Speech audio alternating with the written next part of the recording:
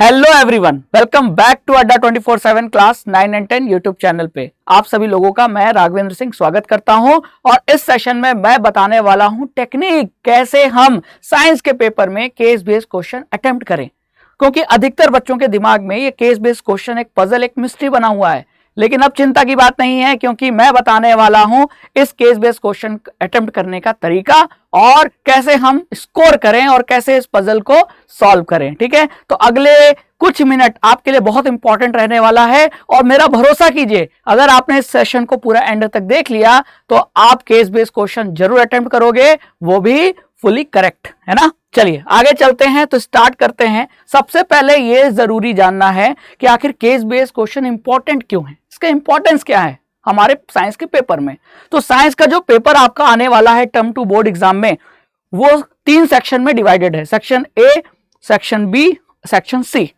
और सेक्शन सी में 2 case based question आपसे पूछे जाएंगे, वो भी हर केस बेस्ड क्वेश्चन कितने मार्क्स का होगा, 4 मार्क्स का, है ना। तो सेक्शन ए और बी तो बच्चे अटेम्प्ट कर लेते हैं, है ना। लेकिन जो बच्चा सेक्शन सी में केस बेस्ड क्वेश्चन सही तरीके से अटेम्प्ट करता है और यहां स्कोर करता है, वही ज्यादा स्कोर लेकर आता है साइंस के पेपर में। क्योंकि अधिकतर बच्चे सेक्शन सी में केस बेस्ड क्वेश्चन को छोड़ देते हैं या सही तरीके से सॉल्व नहीं कर पाते और स्कोर करने का जो उनका मौका है वो चला जाता है। लेकिन क्यों जाने दें हम इस मौके को, स्कोर तो हमें करना है चाहे वो कैसा भी क्वेश्चन हो। तो केस बेस्ड क्वेश्चन की जो मिस्ट्री है, चलिए हम सॉल्व करते हैं। तो आपको इंपॉर्टेंस समझ में आ गया। तो 4 और 4 यानी total 8 marks, 2 case based question 8 marks, हम कैसे जाने दें। तो चलिए पहले हम देखते हैं इसकी स्ट्रैटेजी, है ना, मास्टर स्ट्रैटेजी। क्लियर। तो मास्टर स्ट्रैटेजी में हम 1 बाय 1 की पॉइंट्स देखेंगे। क्लियर। तो सबसे पहला की पॉइंट जो आपको ध्यान रखना है कि केस बेस्ड क्वेश्चन को सबसे पहले अच्छे से पढ़ना है। यहां एक पैसेज होगा, उस पैसेज को आपको रीड करना है, वो भी केयरफुली, क्योंकि अगर आपने ये स्टेप अच्छे से कर लिया यानी पैसेज को रीड कर लिया तो आपकी 50% प्रॉब्लम तो यहीं सॉल्व हो जाएगी, आपको पैसेज समझ में आ जाएगा। ठीक है। अब पैसेज पढ़ने के बाद आपको क्या करना है, फिर उस पैसेज में कहीं कीवर्ड्स या कहीं कंसेप्ट अगर यूज हो रहा है तो उसके आइडेंटिफाई करना है। क्या करना है, उसे आइडेंटिफाई करना है। ठीक है। आइडेंटिफाई करने के बाद अब आता है नेक्स्ट स्टेप, उस कंसेप्ट को जो कि आपने आइडेंटिफाई किया है उसे एनालाइज करो। ठीक है, एनालिसिस बहुत जरूरी है। आइडेंटिफिकेशन के बाद कंसेप्ट का एनालिसिस जरूरी है कि वो कंसेप्ट कहना क्या चाह रहा है। और जब आपको यह पता चल जाएगा कि ये कंसेप्ट क्या कहना चाहता है, तब आप मूव ऑन कीजिए क्वेश्चन पे और फिर क्वेश्चन को अटेम्प्ट कीजिए। और मेरा भरोसा कीजिए, गारंटी है मेरी कि आप क्वेश्चन को सही तरीके से अटेम्प्ट करोगे और फुल स्कोर लाओगे। तो हमें ये 4 स्टेप 1 बाय 1 फॉलो करना है। ठीक है, मैं फिर से रीड कर देता हूं। पैसेज को रीड करना है, ठीक है। फिर उस पैसेज में जो की कॉन्सेप्ट है साइंस के, उसको आइडेंटिफाई करने के बाद उसको आइडेंटिफाई करते समय अंडरलाइन कर लेना, सबसे अच्छी बात। आइडेंटिफाई करते समय अंडरलाइन कर लोगे तो याद रहेगा। और फिर उसको समझो, एनालाइज करो कि क्यों दिया है वो कंसेप्ट। और फिर क्वेश्चन को पढ़ने के बाद उस कंसेप्ट में से अपना आंसर ढूंढो, आपको आंसर मिल जाएगा। और मेरा दावा है कि आपने अगर आंसर लिख लिया तो कभी भी केस बेस्ड क्वेश्चन आपका गलत नहीं होगा। चलिए मैं इसको एक एग्जाम्पल से समझाता हूं। मेरे सामने केस बेस्ड क्वेश्चन है, तो इस केस बेस्ड क्वेश्चन को मैं ध्यान से पढ़ता हूं। पहला स्टेप क्या है, रीड द पैसेज केयरफुली। तो मैं पढ़ता हूं इसको। क्या दिया है, atoms of 8 element A B C D F G H, है ना, have the same number of electronic shell but different number of electrons in their outermost shell. Here it was found that the element A and G combine to form an ionic compound. This compound is added in a small amount to almost all vegetable dishes during cooking. Here oxides of elements A and B are basic in nature, ठीक है, while those of E and F are acidic in nature. The oxide of D is almost neutral, based on the above information answer the following question. तो students, हमने पहला काम क्या कर लिया, हमने पैसेज को रीड कर लिया, ठीक है। अब रीड करने के बाद अगला स्टेप क्या है, अगला स्टेप इस पैसेज में कहीं की वर्ड है या कहीं की कंसेप्ट है, उसको आइडेंटिफाई करो। तो जैसे ही मैंने यहां तक पढ़ा, मुझे एक की वर्ड दिख गया। आपको दिख रहा है क्या? मुझे तो दिख रहा है। क्या है?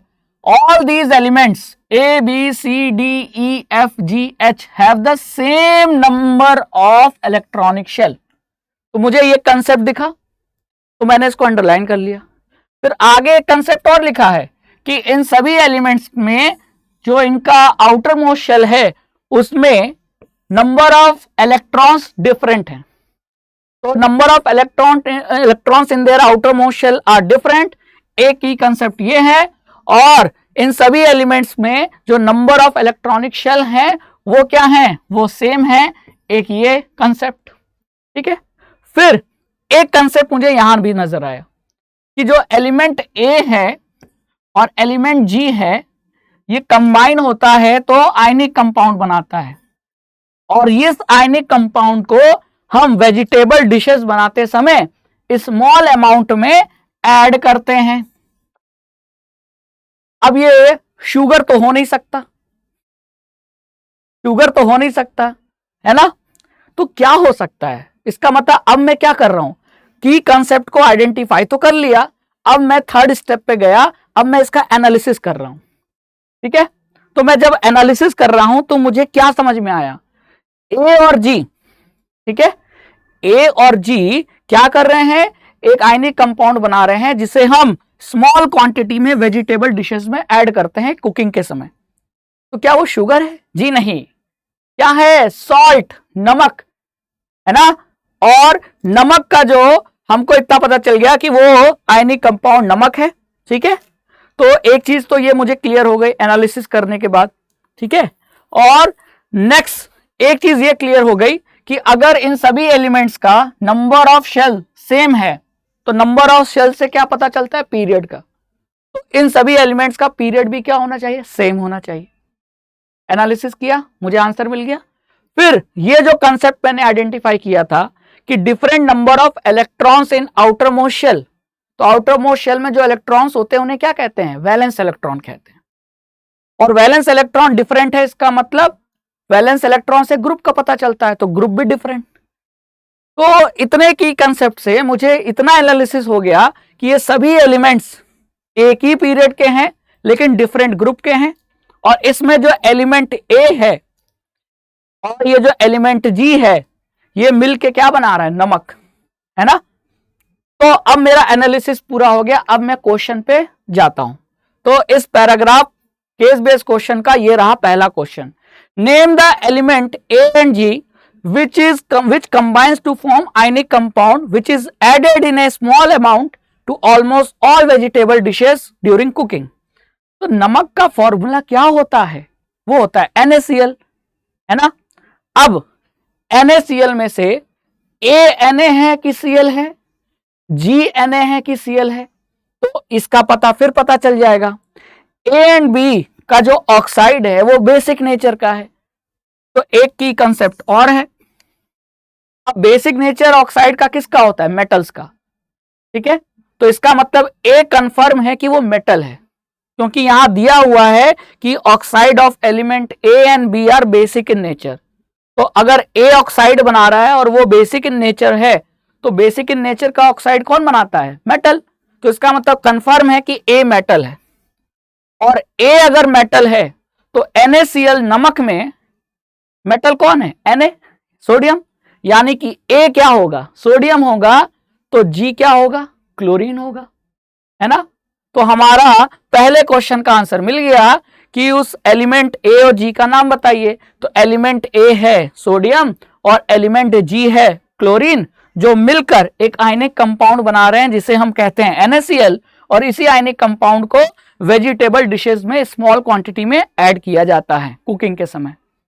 समझ में आ गया? तो हमारा क्वेश्चन का आंसर आ गया। और एक और चीज पता चल गई, क्या पता चल गई? कि अगर एलिमेंट ए सोडियम है तो इस सीरीज का पहला एलिमेंट आपको पता चल गया सोडियम। तो सोडियम का पीरियड क्या होता है? सोडियम का पीरियड क्या होता है? 3 होता है। तो और यहां दिया हुआ है कि इन सभी का नंबर ऑफ शेल सेम होगा, मतलब पीरियड भी सेम होगा। तो इसका मतलब ये सभी एलिमेंट्स सेम पीरियड के हैं। तो इसका मतलब सोडियम पता चल गया। तो सोडियम के बाद ये कौन होगा? बताइए तो सोडियम के बाद ये होगा क्या? उसी पीरियड में मैग्नीशियम, फिर ये क्या होगा? एल्यूमिनियम। क्लियर? तो ये लाइन से होगा। तो सोडियम किस पीरियड का एलिमेंट है? सोडियम है आपका पीरियड 3 का एलिमेंट। अब यहां क्वेश्चन सेकंड में क्या पूछा है? टू विच ग्रुप और period of the periodic table do the listed elements belong? तो ये जितने भी एलिमेंट थे वो किस पीरियड और किस ग्रुप को बिलोंग करते हैं? अब क्योंकि हमको इन सभी एलिमेंट्स में से पहला एलिमेंट का मुझे पता चल गया सोडियम, और सोडियम का पीरियड होता है 3rd, और बाकी सभी उसी पीरियड के हैं, तो उन सभी का पीरियड भी तो सेम है। तो सभी किसको बिलोंग करेंगे? पीरियड 3 को बिलोंग करेंगे। लेकिन क्योंकि मुझे पता था वैलेंस इलेक्ट्रॉन का नंबर डिफरेंट है तो ग्रुप डिफरेंट होगा, तो वो सभी एलिमेंट्स ग्रुप डिफरेंट होगा, है ना। तो देखिए सोडियम पहले ग्रुप का, बी जो है वो सेकेंड ग्रुप का, C13 ग्रुप का, D14 ग्रुप का, E15 का, F16 का, G17 का और H18 का, है ना। तो इस तरीके से मैंने क्वेश्चन 1 और 2 जो कि केस बेस पे आधारित थे उसको मैंने सॉल्व कर लिया, है ना बच्चों। तो अब आपको क्या समझ में आ रहा है? आपको तरीका पता चल गया। You got it the plan, you got it right, है ना। तो अब आपको केस बेस्ड क्वेश्चन में कोई भी दिक्कत नहीं आएगी। मैंने आपको फुल प्रूफ प्लान दे दिया है। बस आपको क्या करना है? सेशन को पूरा देखने के बाद क्वेश्चन सॉल्व करने हैं, और देखिएगा आपको क्वेश्चन बिल्कुल अच्छे तरीके से सॉल्व करोगे, ये मेरी गारंटी है ना बच्चों। तो thank you so much session को देखने के लिए, समझने के लिए। आई होप कि आप टर्म 2 एग्जाम में बहुत बढ़िया स्कोर करें।